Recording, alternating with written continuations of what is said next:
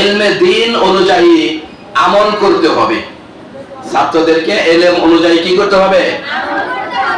কারণ আমল এটা এমন একটা জিনিস, এই আমল করলে যে কোনো ইলম, যে কোনো লেখাপড়া সহজেই মনে থাকে। সহজেই কি থাকে? আর আমল না করলে ওই পড়ালেখাগুলা মনে থাকে না। যেমন সূরাতুল ফাতিহা, আলহামদুলিল্লাহ সূরা, এই সূরাটা মক্তবের ছাত্রী থেকে নিয়ে দাওরায়ে হাদিস পর্যন্ত ইনশাআল্লাহ সবাই মুখস্থ শোনাইতে পারবেন। ঠিক আছে না? কেন? এটা আমরা প্রতিদিন আমল করতেছি, প্রতিদিন 5 ওয়াক্ত নামাজে পড়তেছি। ওযুর মধ্যে কয় ফরজ? আলহামদুলিল্লাহ আমাদের সমস্ত ছাত্র ছাত্রীরাই বলতে পারবেন। কারণ এই ওযু আল্লাহর দরবারে অসংখ্য অগণিত শুকরিয়া বাণী জ্ঞাপন করছি, যিনি আমাদেরকে জামিয়া ফাতেমাতুজ জোহরা মহিলা মাদ্রাসার পক্ষ থেকে আয়োজিত আজকের এই ইসলামী আলোচনা সভায় বসার জন্য তৌফিক দান করেছেন। সেজন্য আমরা সকলেই শুকরিয়া দান বলি আলহামদুলিল্লাহ। আমরা আরো কৃতজ্ঞতা জ্ঞাপন করছি যিনি আমাদেরকে এই ফিতনা ফাসাদের জমানায় দুনিয়ার সমস্ত ঝামেলা থেকে মুক্ত করে দুনিয়ার যাবতীয় আরাম আয়েশ চাকচিক্য বর্জন করে ইলমে দ্বীন হাসিল করার জন্য মাদ্রাসায় আসার তৌফিক দান করেছেন। সেজন্য আমরা আবারও শুকরিয়া দান বলি আলহামদুলিল্লাহ। বাংলাদেশের অনেক বড় একজন আলেমে দ্বীন, আল্লাহ তাআলার অনেক বড় ওলি আল্লামা আব্দুল হাই পাহাড়পুরি রহমতুল্লাহি আলাইহি, যার কাছে মাঝে মাঝে সহিহুল বুখারীর সবক পড়ার মতো আমার সৌভাগ্য হয়েছে। হুজুর মাঝে মাঝে খুব দামি দামি নসিহত পেশ করতেন। আল্লামা আব্দুল হাই পাহাড়পুরি রহমতুল্লাহি আলাইহি বলেন, আমাদের এই মাদ্রাসা সমূহে দুনিয়ার কোনো সাধারণ জ্ঞান বিজ্ঞান শিক্ষা দেওয়া হয় না। এই মাদ্রাসাগুলোতে কোরআন ও হাদিসের মহামূল্যবান ইলমে দ্বীন শিক্ষা দেওয়া হয়। এই মাদ্রাসাগুলোতে ইলমে নববী, ইলমে ওয়াহী শিক্ষা প্রদান করা হয়। এই ইলমে দ্বীন, ইলমে ওয়াহী সরাসরি আল্লাহ তাআলার পক্ষ থেকে আসে।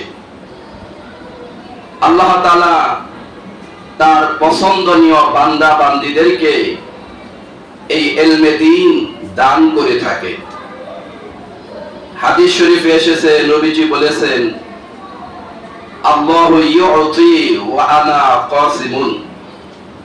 এই ইলমে দ্বীন, ইলমে ওয়াহী, ইলমে নববী এগুলো আল্লাহ তাআলা দান করেন, প্রদান করেন, আর আমি নবী এই ইলমগুলো বন্টন করে দেই। সকলে বলুন সুবহানাল্লাহ। নবীজি আরো বলেছেন, মাই ইউরিদিল্লাহু বিহি খায়রান ইউফাক্কিহু ফিদ্দীন। আল্লাহ তাআলা যেই ব্যক্তির মঙ্গল চান, ভালো চান, তাকে তিনি ধর্মীয় জ্ঞান দান করেন। সকলে বলুন সুবহানাল্লাহ। যেহেতু এই ইলম আল্লাহ তাআলার পক্ষ থেকে আসে, আল্লাহ তাআলা দান করে থাকেন, কাজেই আল্লাহ তাআলার সাথে বেশি করে সম্পর্ক করতে হবে। ঠিক না বাকি? যেহেতু ইলমে দ্বীন আল্লাহ তাআলা দান করেন, আল্লাহর পক্ষ থেকে আসবে, কাজেই আমাদের সম্পর্ক হবে আল্লাহ তাআলার সাথে। যেই ছাত্র ছাত্রী, যেই বান্দা বান্দি আল্লাহ তাআলার সাথে বেশি সম্পর্ক গড়তে পারবে, তারা তত বেশি ইলমে দ্বীন হাসিল করতে পারবে। আর যারা আল্লাহ থেকে যত দূরে থাকবে, আল্লাহর সাথে তাদের তাআল্লুক আর সম্পর্ক কম থাকবে, তারা ইলমে দ্বীন থেকে তত দূরে থাকবে। আব্দুল হাই ফারহুরি হুজুর আরো বলেন, এই ইলম আসবে আমাদের কলবের মধ্যে। এই ইলমে দ্বীন, ইলমে ওহী, এগুলো আল্লাহ তাআলা যে প্রদান করবেন ছাত্র ছাত্রীদের কলবের মধ্যে আসবে। কোথায় আসবে? তাহলে আমাদের কলবটা, অন্তরটা ইলমে ওহী ধারণ করার জন্য একটা পাত্র। কাজে এই কলবটাকে গায়রুল্লাহ থেকে পরিপূর্ণ মুক্ত রাখতে হবে। এই কলবের সাথে সম্পর্ক থাকবে শুধু আল্লাহ। এই কলবের ভিতরে আমরা জায়গা দিব শুধু আল্লাহ তাআলাকে। পৃথিবীর অন্য কাউকে এই কলবে আমরা কি দেব না? জায়গা দিব না। এই কলবের মধ্যে খালাতো ভাইয়ের সাথে কোনো সম্পর্ক থাকবে না, চাচাতো ভাইদের সাথে কোনো সম্পর্ক থাকবে না, কোনো বন্ধু, কোনো বান্ধবী, কোনো গার্লফ্রেন্ড, বয়ফ্রেন্ড, এদের সাথে কোনো সম্পর্ক আমার কলবের সাথে থাকবে না। কারণ আমার কলব যদি আল্লাহ ছাড়া অন্য কারো মহব্বত আর ভালোবাসা দ্বারা ভরপুর থাকে, তাহলে এই কলবের মধ্যে ইলমে দ্বীন আসবে না। বিষয়টা এরকম, আপনারা একটা জগের মধ্যে পানি ভরবেন। এই জগটা যদি অন্য কিছু দ্বারা আগে থেকেই ভরা থাকে, সেই জগে যদি পানি ঢালেন, ওখানে কি পানি পড়বে? জগে পানি ভরবে না। কাজেই এই কলব যদি আল্লাহ ছাড়া অন্য কারো মহব্বত দ্বারা ভরপুর থাকে, এই কলবে যদি আল্লাহ ছাড়া অন্য কাউকে জায়গা দেওয়া হয়, এই কলবের মধ্যে ইলমে দ্বীন প্রবেশ করবে না। হাদিস শাস্ত্রের সর্বাধিক গ্রহণযোগ্য কিতাব আসহাহুল কুতুবি বাদা কিতাবিল্লাহ সহিহুল বুখারী, সহিহ মুসলিম শরীফ সহ হাদিসের প্রায় অসংখ্য কিতাবে বর্ণিত। عن عائشة أم المؤمنين رضي الله تعالى عنها أنها قالت أما جن عائشة صديقة رضي الله تعالى عنها بيان করেন كان النبي صلى الله عليه وسلم يخلو بغار حراء ويتحنس فيه। আম্মা জান আয়েশা সিদ্দিকা বয়ান করেন, বিশ্বনবী মুহাম্মদুর রাসূলুল্লাহ সাল্লাল্লাহু আলাইহি ওয়াসাল্লাম নবুয়ত পাওয়ার পূর্বে তিনি মক্কায় হেরা গুহার মধ্যে নির্জনতা অবলম্বন করতেন। হেরা গুহায় তিনি একাকী বসবাস করতেন এবং সেখানে তিনি আল্লাহ তাআলার ইবাদত বন্দেগী করতেন। নবীজি যখন হেরা গুহার মধ্যে আল্লাহ তাআলার ইবাদতে মশগুল, আল্লাহ তাআলার ধ্যান খেলের মধ্যে তিনি মগ্ন ছিলেন, ফাজাআহুল মালাকু আই জিবরাইল আলাইহিস সালাম, হঠাৎ করে সেখানে একদিন হযরত জিবরাইল আমিন আলাইহিস সালাম আগমন করলেন। জিবরাইল এসে নবীজিকে বললেন, ইকরা, হে নবী আপনি পাঠ করুন। হে নবী আপনি কি করুন? قال النبي صلى الله عليه وسلم, নবীজি বললেন, মা আনা বিকারিন, আমি তো পড়তে জানি না, আমি তো পড়তে জানি না, পড়তে পারি না, আমি কি পড়ব? এবার নবীজি বলতেছেন, ফাআখাযানি অগাত্তানি, জিবরাইল আমাকে ধরে তার বুকের সাথে এমন ভাবে চাপ মারলেন, আমার অনেক কষ্ট হলো, আমার অনেক কি হলো? এরপরে আমাকে ছেড়ে দিয়ে বললেন, ইকরা, তুমি পাঠ করো। কিন্তু নবী বললেন, আমি তো পাঠ করতে পারি না। এভাবে একবার, দুইবার, তিনবার হযরত জিবরাইল আমাদের প্রিয় নবী সাল্লাল্লাহু আলাইহি ওয়াসাল্লামকে তার বুকের সাথে জড়িয়ে অনেক জোরে চাপ দিলেন।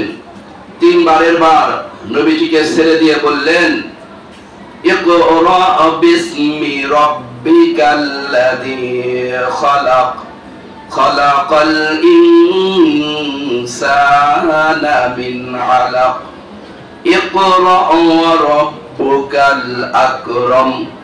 তিনবার নবীজিকে জিবরাইল তার নিজের বুকের সাথে চাপ দিয়ে ধরে ছেড়ে দিয়ে বললেন যে ইকরা বিসমি রাব্বিকাল্লাযী খালাক।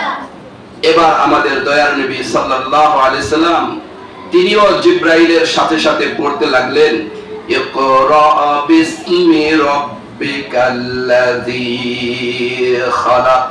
এভাবে জিবরাইলের সিনা থেকে আমাদের নবী হযরত মুহাম্মদুর রাসূলুল্লাহ সাল্লাল্লাহু আলাইহি সাল্লামের সিনার মধ্যে, কলবের মধ্যে ইলমে ওহী, ইলমে নববী আসলো। সকলে বলুন সুবহানাল্লাহ। এই হাদিস সহিহুল বুখারীর একেবারে প্রথম খণ্ড শুরু লগ্নে বাবুন কাইফা কানা বাদুল ওয়াহী, ওহীর সূচনা কিভাবে হলো, এই অধ্যায়ের 3 নম্বর হাদিস আম্মা জান আয়েশা থেকে বর্ণিত। আপনারা যারা সহিহ বুখারী পড়তেছেন প্রথম খণ্ডের প্রথম পৃষ্ঠায় এই হাদিসটা রয়েছে।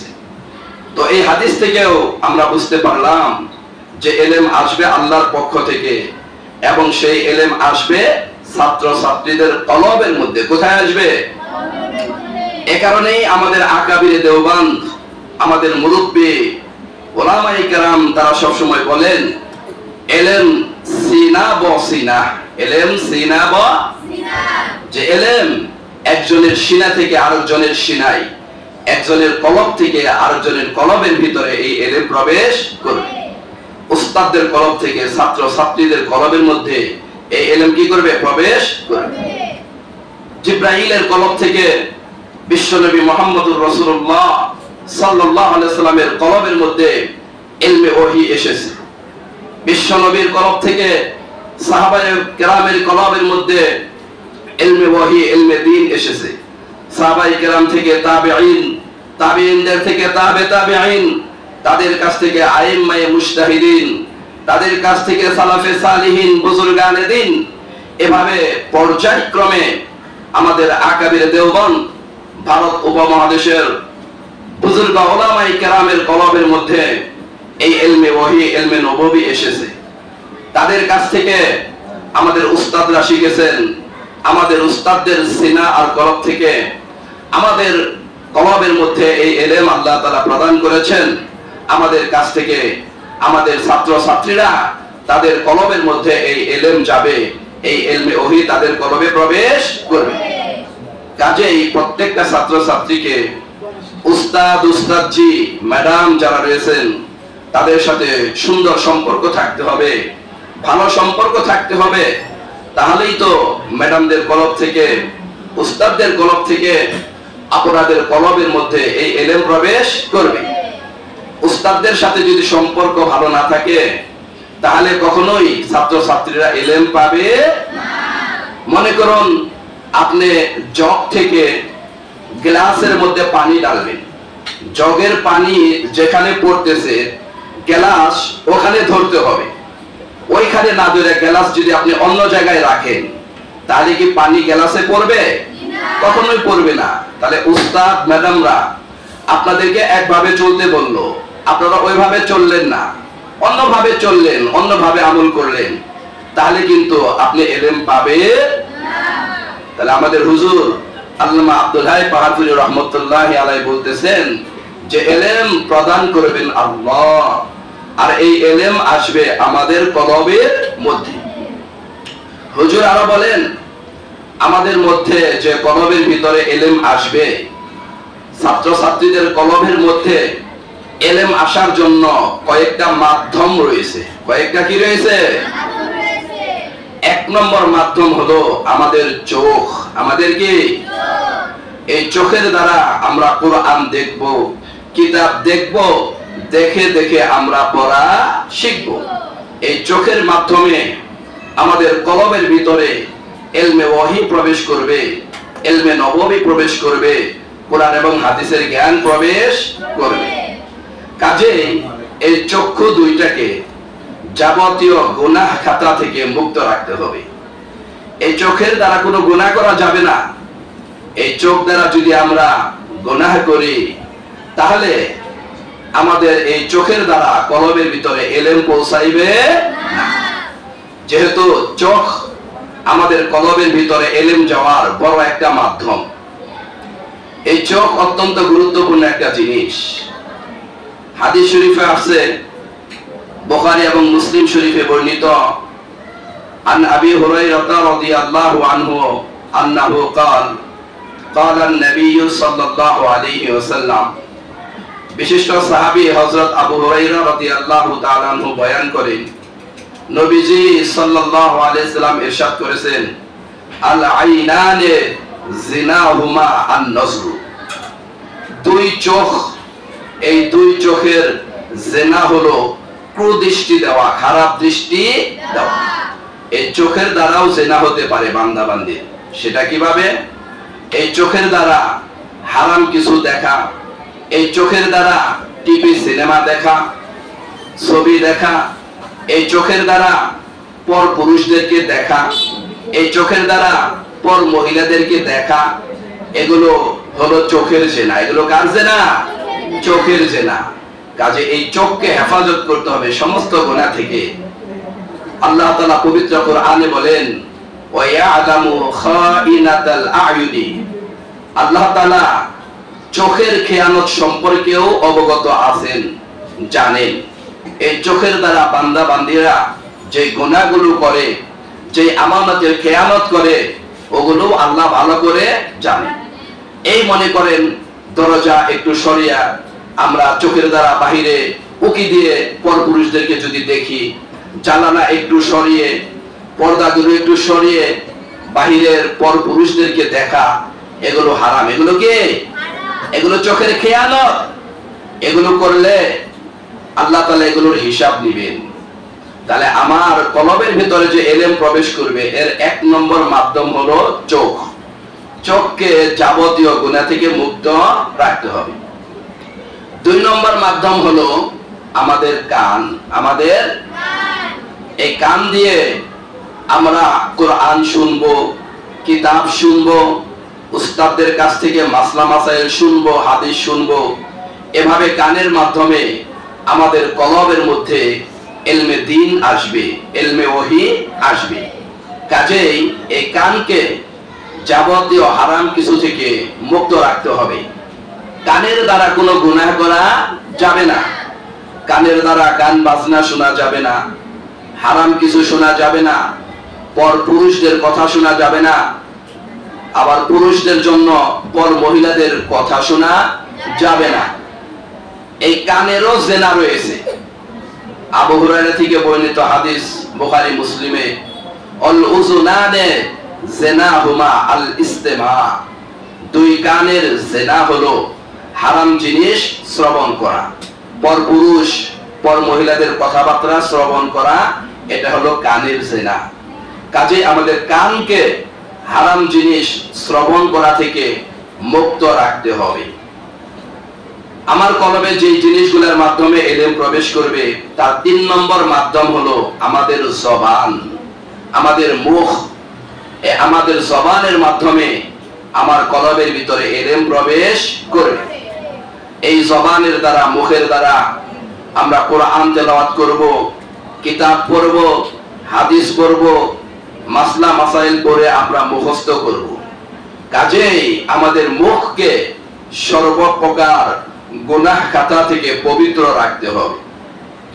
এই জবানের দ্বারা হারাম কথা বলা যাবে না, এই জবানের দ্বারা গীবত শিকায়াত করা যাবে না, পরনিন্দা দুশ্চর্চা এগুলো করা যাবে না, এই জবানের দ্বারা হারাম কোনো বাক্য উচ্চারণ করা যাবে না, গান করা যাবে না, এই মুখের দ্বারা কোনো গান গাওয়া যাবে না, এগুলো হারাম। হাদিসের মধ্যে আসছে, অল লিসানু জিনাহু আল মান্তিক আল কালাম, জবানের জিনা হলো এই জবানের দ্বারা হারাম কথাবার্তা বলা, পর পুরুষের সাথে কথাবার্তা বলা, পর মহিলাদের সাথে কথাবার্তা বলা। তাহলে আমাদের এই জবানের দ্বারা আমাদের কলবের ভিতরে ইলম প্রবেশ করবে। কাজে এই জবানকে যাবতীয় গুনাহ খাতা থেকে আমাদেরকে মুক্ত রাখতে হবে। ইলম অর্জনের আরেকটা মাধ্যম যার মাধ্যমে আমাদের কলবের ভিতরে ইলম প্রবেশ করবে, আমাদের দুই হাত, আমাদের কি হাত। এই হাতের মাধ্যমে আমরা ইলমে দ্বীন লিখবো, মাসলা মাসাইল লিখবো, কোরআন হাদিস লিখবো, লেখা শিখবো। লেখনির মাধ্যমে আমাদের কলবে আল্লাহ তাআলা ইলম প্রবেশ করাইবেন।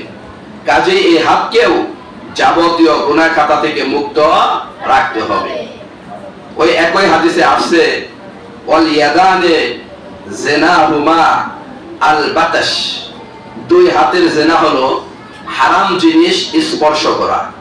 কোন পর পুরুষকে স্পর্শ করা, পুরুষদের জন্য পর মহিলাকে স্পর্শ করা, এগুলো হারাম, কবিরা গুনাহ।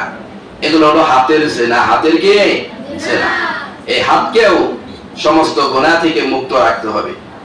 হাদিস শরীফে আছে, নবীজি বলেছেন, আল মুসলিমু মান সালিমাল মুসলিমুনা মিন লিসানিহি ওয়া ইয়াদিহি, প্রকৃত মুসলমান ওই ব্যক্তি যার জবান এবং হাত থেকে অন্য মুসলমানেরা নিরাপদে থাকে। তাহলে এই জবান এবং হাত, এই দুইটাকে নিরাপদ রাখতে হবে। এই দুইটা অঙ্গের দ্বারা কাউকে কষ্ট দেওয়া যাবে না, কাউকে আঘাত করা যাবে না। তো আব্দুল্লাহ পাহাড়পুরি রহমতুল্লাহ আলাইহি তিনি বলতেছেন যে আপনার আমাদের কলবের মধ্যে ইলম প্রবেশ করবে ছাত্র ছাত্রীদের চোখের দ্বারা, কানের দ্বারা, জবানের দ্বারা এবং হাতের দ্বারা। কাজেই এই কলব সহ আমাদের সমস্ত অঙ্গ প্রত্যঙ্গকে যাবতীয় গুনাহ খাতা থেকে মুক্ত রাখতে হবে, পবিত্র রাখতে হবে।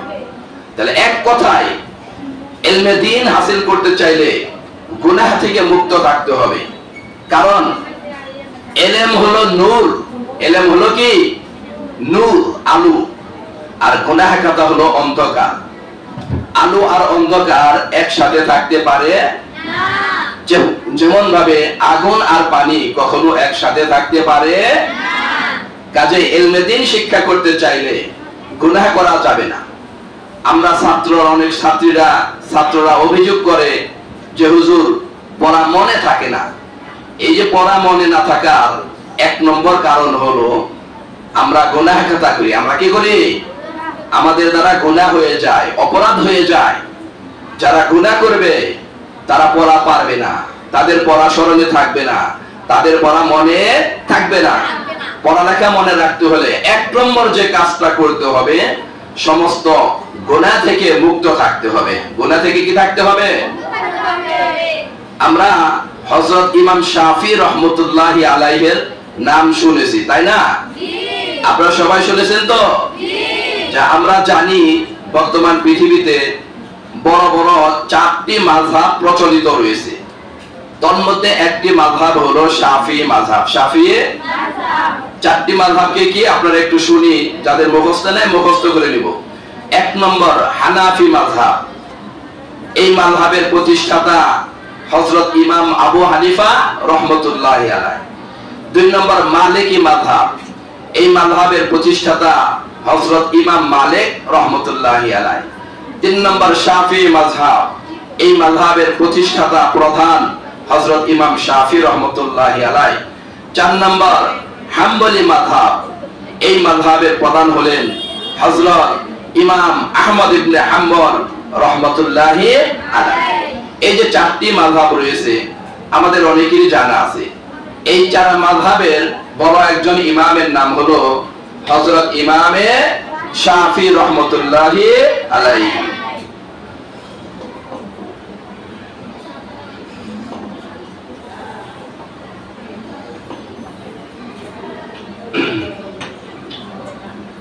এই ইমাম শাফি রহমতুল্লাহি আলাইহি কত বড় একজন ইমাম ছিলেন তার এই মাযহাবের দিকে তাকালেই বোঝা যায়। এরপরও তার জীবনের ছোট্ট একটি ঘটনা আমি আপনাদের সামনে তুলে ধরছি। একবার রোমের, বর্তমান ইতালি, এখানকার খ্রিস্টান প্রেসিডেন্ট আরবের মুসলিম খলিফার কাছে প্রস্তাব প্রেরণ করলো, হে মুসলমানদের খলিফা, আপনাদের সাথে আমাদের ধর্মীয় বহস হবে। সেই বহসে যদি আপনারা জিতে যান তাহলে আমরা খ্রিস্টানরা আপনাদের ধর্ম গ্রহণ করব, আর যদি আমরা জিতি তাহলে আপনারা মুসলমানরা আমাদের খ্রিস্টান ধর্ম কি করবেন? গ্রহণ। ইতালির সেই প্রেসিডেন্টের প্রস্তাব মুসলিম খলিফা গ্রহণ করলেন এবং তিনি ইমাম শাফি রহমতুল্লাহি আলাইকে দায়িত্ব দিলেন তাদের সাথে বহস করার জন্য। ইতালির রোম থেকে 40 জন বিদগ্ধ খ্রিস্টান আলেম, বড় ধরনের জ্ঞানী 40 জন আলেম তারা মুসলিম রাষ্ট্রে আসলো বহস করার জন্য। ইমাম শাফি বললেন, এই 40 জন খ্রিস্টান আলেমের সাথে আমি ইমাম শাফি একাই বহস করব। সকলে বলুন সুবহানাল্লাহ। ইমাম শাফি সেই খ্রিস্টান পাদ্রীদেরকে বললেন, আপনাদের সাথে আমার বহস হবে নদীর পারে, নদীর। তো সেই 40 জন আলেম খ্রিস্টান পাদ্রী তারা নদীর পাশে গেল। ইমাম শাফি রহমতুল্লাহি আলাইহি নদীর পাশে গিয়ে সেখানে না দাঁড়িয়ে তিনি জায়নামাজ নিয়ে সাগরের মাঝখানে গিয়ে বসে পড়লেন। সকলে বলুন সুবহানাল্লাহ। ইমাম শাফি সেখানে বৈশা খ্রিস্টান পাদ্রীদেরকে আহ্বান জানাইতেছেন, আপনারা আসেন, আপনাদের সাথে আমার বহস জমিনে হবে না, পানির উপরে হবে। সকলে বলুন সুবহানাল্লাহ। সবাই শুনতেছেন তো ঘটনা? এবার সেই 40 জন খ্রিস্টান পাদ্রী ইমাম শাফির এই বুজুর্গি দেখে, এই কারামতি দেখে তারা সবাই হয়রান হয়ে গেল, পেরেশান হয়ে গেল। 40 জন খ্রিস্টান পাদ্রী ইমাম শাফির কাছে স্যালেন্ডার করলো যে আপনার সাথে আমরা বহস করতে চাই না, আপনারা এই হকের উপর আছেন, এটা আমাদের বিশ্বাস হয়ে গেছে। সকলে বলুন সুবহানাল্লাহ। এরপর সেই 40 জন খ্রিস্টান পাদ্রী সবাই ইমাম শাফির হাতে হাত রেখে সর্বশ্রেষ্ঠ ধর্ম ইসলাম ধর্ম গ্রহণ করে তারা সবাই মুসলমান হয়ে গেলেন। এই খবর ইতালির রোম সম্রাটের কাছে, খ্রিস্টান প্রেসিডেন্টের কাছে পৌঁছলে খ্রিস্টান প্রেসিডেন্ট বলল, ভাগ্যিস আমি এই বহস করার জন্য 40 জন আলেমকে মুসলিম রাষ্ট্রে পাঠিয়েছিলাম। আমি যদি এই বহস করার জন্য মুসলমানদেরকে আমার রাষ্ট্রে ডাইকে আনতাম তাহলে তো আমার রাষ্ট্রের সমস্ত খ্রিস্টানরাই মুসলমান হয়ে যেত। আল্লাহু আকবার। এই হলেন ইমামে শাফি। ইমামে শাফি, খেয়াল করেন তিনি কত বড় একজন ইমাম, কত বড় একজন আলেম। তিনি বলতেছেন, ইমাম শাফি বলতেছেন, আমি আমার উস্তাদ ইমাম ওয়াকি রহমতুল্লাহি আলাইহি, ইমাম ওয়াকি তিনি হলেন ইমাম আজম আবু হানিফার ছাত্র। ইমাম আজম আবু হানিফার ছাত্র ইমাম ওয়াকি। এই ইমাম ওয়াকি তিনি আবার ইমাম শাফির উস্তাদ। ইমাম শাফি বলতেছেন, আমি আমার উস্তাদ ইমাম ওয়াকি রহমতুল্লাহি আলাইহিকে বললাম, হুজুর আমার তো পড়া মনে থাকে না, আমার তো পড়া। এই যে আপনারা ছাত্র ছাত্রীরা আমাদেরকে বলেন যে হুজুর পড়ি মনে থাকে না, এই রোগের চিকিৎসা কি? এই রোগের ইমাম শাফি বলতেছেন, শাকাউতু ইলা ওয়াকিইন সুআ হিফজি ফাআওসানি ইলা তারকিল মাআসি। ইমাম শাফি বলেন, আমি আমার প্রিয় উস্তাদ ইমাম ওয়াকি রহমতুল্লাহি আলাইহির কাছে অভিযোগ করলাম, হুজুর পড়া মনে থাকে না। ফাআওসানি ইলা তারকিল মাআসি, আমার উস্তাদ ইমাম ওয়াকি আমাকে উপদেশ দিলেন গুনাহ ছেড়ে দাও, গুনাহ খাতা কি করো? ফাইনাল ইলমা নূরুম মিন ইলাহি অনুরুল্লাহি লা ইউতা লিআসি।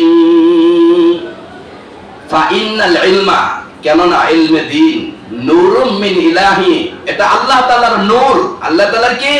নূর। এই ইলমে দ্বীন কোরআন হাদিসের জ্ঞান ইলম, এটা আল্লাহর পক্ষ থেকে নূর, আলো, জ্যোতি। অনুরুল্লাহি লা ইউতা লিআসি। আর আল্লাহর নূর, আল্লাহর জ্যোতি কোন গুনাহগারকে প্রদান করা হয় না। সবাই একটু খেয়াল করুন যে ইমাম শাফির মতো এত বড় ইমাম, তিনি তার উস্তাদের কাছে অভিযোগ করতেছেন, হুজুর পড়া মনে থাকে না। তার উস্তাদ তাকে উপদেশ দিলেন, গুনাহ ছেড়ে দাও, কারণ ইলমে দ্বীন এটা হলো নূর, গুনাহ হলো অন্ধকার। গুনাহ, অন্ধকার আর আলো যেমন একসাথে থাকতে পারে না, গুনাহগাররা ইলমে দ্বীন পাবে না। তাহলে 2 নম্বর যে কাজ আমাদের, গুনাহ খাতা ছেড়ে দিতে হবে। 1 নম্বর ছিল ইলম আসবে আল্লাহ তাআলার পক্ষ থেকে, কাজে আল্লাহর সাথে সম্পর্ক করতে হবে। 2 নম্বর, ইলম আসবে কলবের মধ্যে, কাজে কলবকে গায়রুল্লাহ থেকে মুক্ত রাখতে হবে। 3 নম্বর, ইলম আগমনের যে মাধ্যমগুলো রয়েছে, চোখ, কান, জবান, হাত সহ সমস্ত অঙ্গ প্রত্যঙ্গকে যাবতীয় গুনাহ থেকে মুক্ত রাখতে হবে। মাত্র 3টা কাজ গেল, কয়টা? 3টা। আরো 3টা কাজ বলবো, আপনারা শুনবেন তো? জি। সংক্ষেপে বলে শেষ করে দেব ইনশাআল্লাহ। 4 নম্বর যে কাজটা করতে হবে লেখাপড়া মনে রাখার জন্য। আজকের আলোচনা চলতেছে লেখাপড়া মনে রাখা, সামনে পরীক্ষা, লেখাপড়া আমাদের মনে রাখতে হবে নাকি?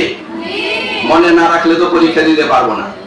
4 নম্বর কাজ করতে হবে, ইলমে দ্বীন অনুযায়ী আমল করতে হবে।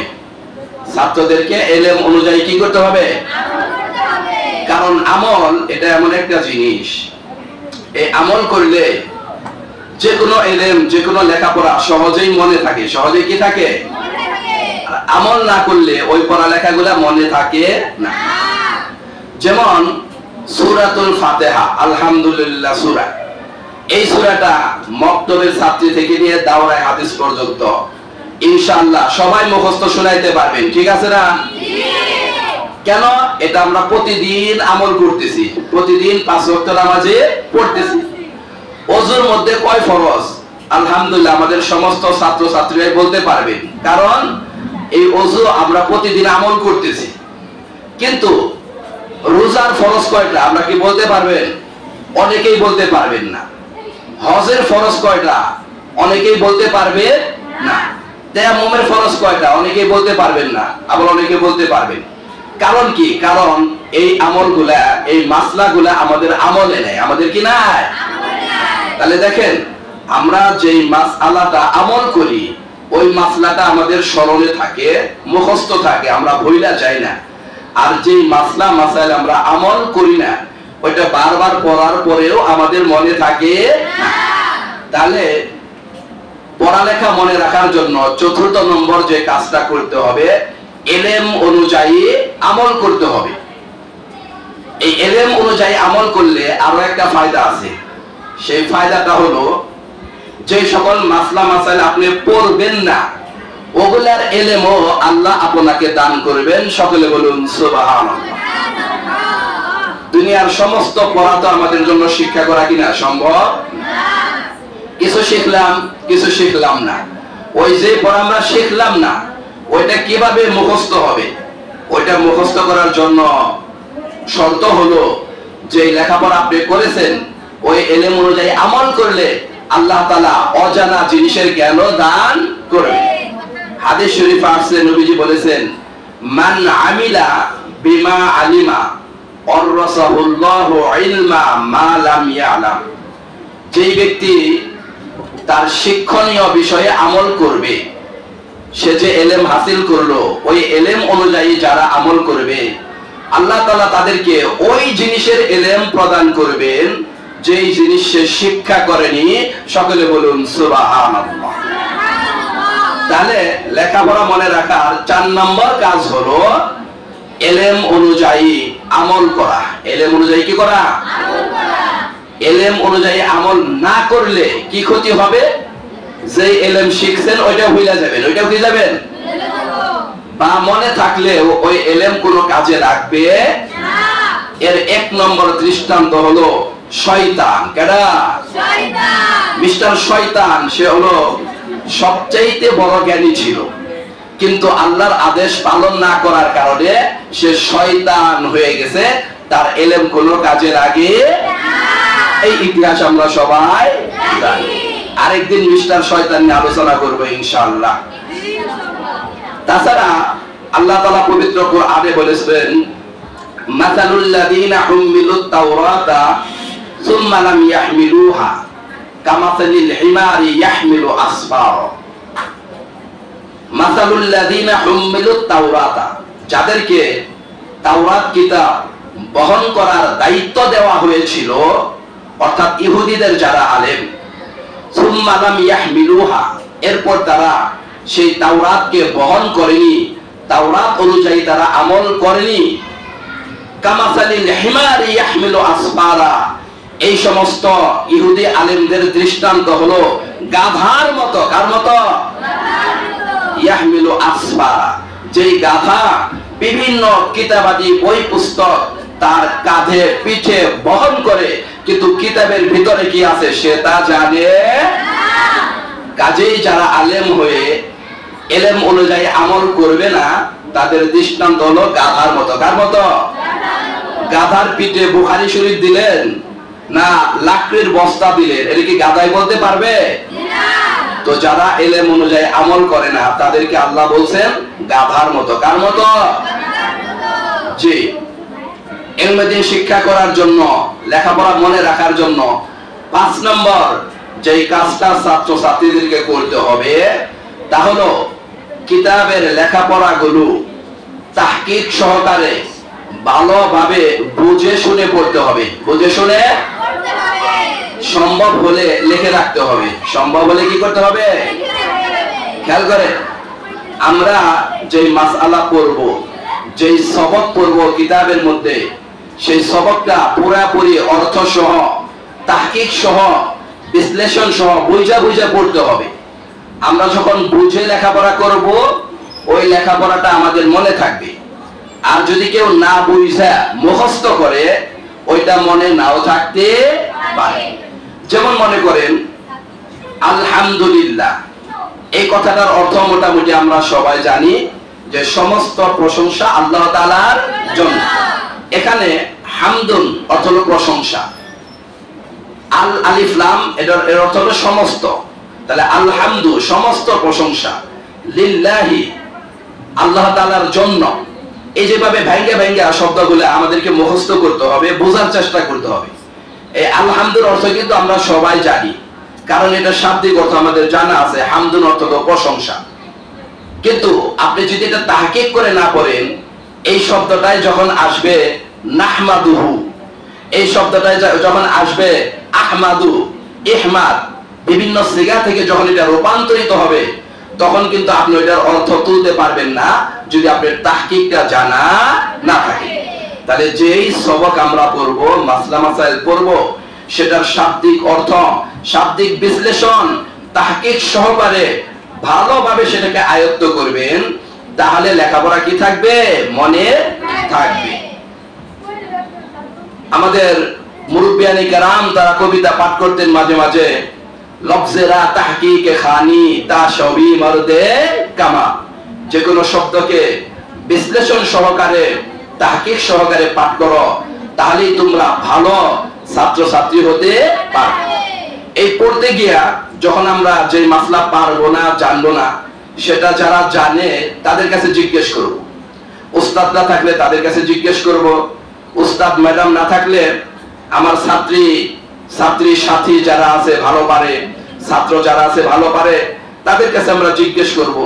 এভাবে জিজ্ঞেস করে আমরা পড়বো, তাহলে পড়াটা মনে থাকবে। পড়াটা কি থাকবে?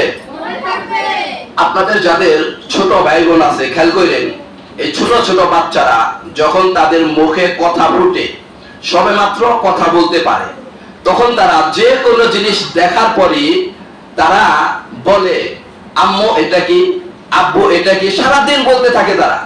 এই যে ছোট ছেলে মেয়েদের মধ্যে যখন কথা বলার অভ্যাস শুরু হয়, একটা যে জিজ্ঞেস করার একটা প্রবণতা, যা দেখে তাই তারা জানতে চায়, এই যে এরকম হতে হবে ছাত্র ছাত্রীদেরকে। জিজ্ঞেস করার, সওয়াল করার একটা আগ্রহ আমাদের মধ্যে থাকতে হবে। পবিত্র কোরআনে আল্লাহ তাআলা বলেছেন, ফাসআলু আহলা যিকরি ইন কুনতুম লা তা'লামুন। তোমরা যদি না জানো তাহলে যারা জানে তাদেরকে জিজ্ঞেস করো। তাদেরকে কি করো? তাহলে জিজ্ঞেস করা, সওয়াল করা, প্রশ্ন করা, এটা লেখাপড়া মনে রাখার অন্যতম একটা মাধ্যম। হাদিস শরীফে আসছে, নবীজি বলেছেন ফা ইন্নামা শিফাউল আইয়ি আস-সুওয়াল। ফা ইন্নামা শিফাউল আইয়ি, আইয়ুন অর্থ হলো মনে না থাকা, স্মরণ না থাকা, মুখস্থ না হওয়া। এই মুখস্থ না হওয়া, স্মরণ না থাকা, মনে না থাকা, না জানার চিকিৎসাই হলো আসওয়ালু, জিজ্ঞেস করা। না জানার, না পারার, মনে না থাকার এক নম্বর ঔষধ হলো কি? জিজ্ঞেস করা। কাজে আমরা যেই পড়া পারবো না সেটা যারা পারে তাদের কাছে কি করব? জিজ্ঞেস করব। এইগুলো 5 নম্বর বিষয়। 6 নম্বর বিষয়, পড়ালেখা মনে রাখার জন্য 6 নম্বর যে বিষয়টা রয়েছে, আমলটা রয়েছে, কাজটা রয়েছে, তা হলো আল্লাহ তাআলার কাছে বেশি বেশি ইলম চাওয়া। বেশি বেশি কি চাওয়া? আল্লাহ তাআলার কাছে বেশি বেশি ইলমের জন্য দোয়া করা। যেহেতু ইলম প্রদান করবেন আল্লাহ, কাজেই তার কাছে ইলম চাইতে হবে। এই দোয়া করা, চাওয়া, এটা অত্যন্ত গুরুত্বপূর্ণ জিনিস। হাদিসে আসছে, নবীজি বলেছেন আদ-দুআউ মুখুল ইবাদা। দোয়া হলো ইবাদতের মগজ, সার কথা। কাজেই আল্লাহর কাছে বেশি বেশি চাইতে হবে। স্বয়ং আল্লাহ নিজেই তার নবীকে শিক্ষা দিয়েছেন, রব্বি জিদনি ইলমা, রব্বি জিদনি ইলমা, রব্বি হে আমার প্রভু, জিদনি আমাকে বাড়িয়ে দাও, ইলমা ইলম আমাকে জ্ঞান বাড়িয়ে দাও, ইলম বাড়িয়ে দাও। স্বয়ং আল্লাহ তার নবীকে শিক্ষা দিতেছেন। কাজেই লেখাপড়া মনে রাখার জন্য, পড়ালেখার জন্য 6 নম্বর যে গুরুত্বপূর্ণ বিষয়, সেটা হলো আল্লাহ তাআলার কাছে বেশি বেশি ইলম চাইতে হবে, ইলম প্রার্থনা করতে হবে। বেশি বেশি রব্বি জিদনি ইলমা, রব্বি জিদনি ইলমা, এই দোয়াগুলা বেশি বেশি পাঠ করতে হবে। আমরা সবাই আমল করব তো? আমরা সবাই এই দোয়া পারি, কিন্তু আমল নাই। কিন্তু কি নাই? আপনি সারা দিন যতবার পড়বেন তার চাইতে বেশি রব্বি জিদনি ইলমা পড়বেন, ইনশাআল্লাহ ইলম আল্লাহ তাআলা অবশ্যই দান করবেন। অবশ্যই কি করবেন? দান করবেন। আর এই দোয়া পড়লে লেখাপড়াগুলো মনেও থাকবে। কি থাকবে? মনেও থাকবে। জি, তাহলে আমরা যে আলোচনাগুলো শুনলাম, সেই আসরের পর থেকে দীর্ঘ সময়, এই পুরো আলোচনার মধ্যে সার কথা হলো যে ইলমে দ্বীন অর্জন করার জন্য এবং পড়ালেখা মনে রাখার জন্য 6টি শর্ত রয়েছে। কয়টি শর্ত রয়েছে? 6টি আমল করতে হবে, 6টি কাজ করতে হবে। 6টি কাজ করলে ইলমে দ্বীন অর্জন করা যাবে এবং অর্জিত ইলম মনে রাখা সম্ভব হবে। 1 নম্বর কাজ, ইলম দান করবেন আল্লাহ। কাজেই আল্লাহ তাআলার সাথে বেশি বেশি সম্পর্ক গড়তে হবে। 2 নম্বর, ইলম আসবে কলবের মধ্যে। কাজেই এই কলবকে গায়রুল্লাহ থেকে মুক্ত রাখতে হবে। 3 নম্বর, কলবের ভিতরে ইলম আসবে আমাদের চোখের মাধ্যমে, কানের মাধ্যমে, জবানের মাধ্যমে, হাতের মাধ্যমে। কাজেই কলব সহ সমস্ত অঙ্গ প্রত্যঙ্গকে যাবতীয় গুনাহ খাতা থেকে পবিত্র রাখতে হবে। 4 নম্বর আমল, ইলমে দ্বীন অনুযায়ী আমল করতে হবে। 5 নম্বর কাজ, কিতাবের মাসলা মাসাইল গুলো, লেখাপড়াগুলো ভালোভাবে তাহকিক সহকারে বুঝে শুনে পড়তে হবে। 6 নম্বর, আল্লাহ তাআলার কাছে ইলমের জন্য বেশি বেশি দোয়া করতে হবে। এই 6টি কাজ যে সকল ছাত্র ছাত্রীরা ভালোভাবে আমল করবে, আশা করা যায় ইনশাআল্লাহ তারা ভালো আলেমা হতে পারবে, তারা জ্ঞান অর্জন করতে পারবে। এই 6টি কাজ আমরা সবাই মুখস্থ করে নেব। সবাই কি করে নেব? আমি আবারও বলতেছি, আপনারা শুনেন। ইলমে দ্বীন অর্জন করার জন্য এবং ইলমে দ্বীন মুখস্থ রাখার জন্য, লেখাপড়া মনে রাখার জন্য 6টা আমল করতে হবে। কয়টা আমল? 1 নম্বর, ইলম দিবেন আল্লাহ। কাজেই আল্লাহর সাথে গভীর থেকে গভীর সম্পর্ক করতে হবে। 2 নম্বর, এলেম আসবে ছাত্র ছাত্রীদের কলবের মধ্যে, কাজেই এই কলবকে গায়রুল্লাহ থেকে মুক্ত রাখতে হবে। 3 নম্বর, এলেম অর্জনের যে মাধ্যমগুলো রয়েছে, চোখ, কান, জবান, হাত সহ সমস্ত অঙ্গ প্রত্যঙ্গকে যাবতীয় গুনাহ থেকে পবিত্র রাখতে হবে। 4 নম্বর, ইলমে দ্বীন অনুযায়ী আমল করতে হবে। 5 নম্বর, কিতাবের মাসলা মাসাইল পড়ালেখাগুলোকে ভালোভাবে তাহকিক সহ বুঝে শুনে পড়তে হবে। 6 নম্বর, ইলমে দ্বীনের জন্য আল্লাহ তাআলার কাছে বেশি বেশি দোয়া করতে হবে। এই 6টি আমল করলে আশা করা যায় আপনারা ভালো ছাত্র ছাত্রী হতে পারবেন। আল্লাহ তাআলা আমাদের সবাইকে এই বিষয়গুলোকে সামনে রেখে ইলমে দ্বীন হাসিল করার তৌফিক দান করুন। আমাদের সবাইকে তার দ্বীনের জন্য কবুল করুন।